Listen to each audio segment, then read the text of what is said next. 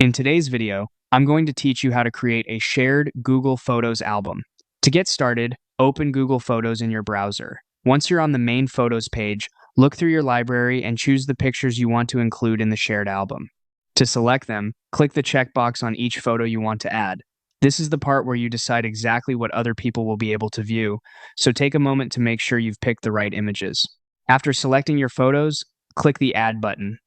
This opens the menu that lets you organize the selected pictures. From there, choose Album. Next, click Add New Album to create a brand new album instead of adding the photos to an existing one. Now type in a name for your album. You can call it something simple and clear, like Shared Album, or use any title that helps you recognize it later. Once the name is entered, click Done to save the album title and finish creating the album itself. With the album created, the next step is to share it. Click Share, and then enter the email address of the person you want to share the album with.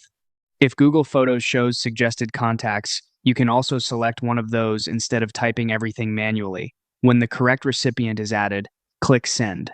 At this point, the invitation has been sent. To confirm how it looks from the other side, go to the other Google account. In the Updates section, you'll find the invitation to the shared album. This is where the recipient can notice and access what you've shared. Finally, if you want to check who has access to the album, click Shared. This lets you review who the album has been shared with, which is helpful if you ever want to double-check permissions. And that's it. You've successfully created and shared a Google Photos album.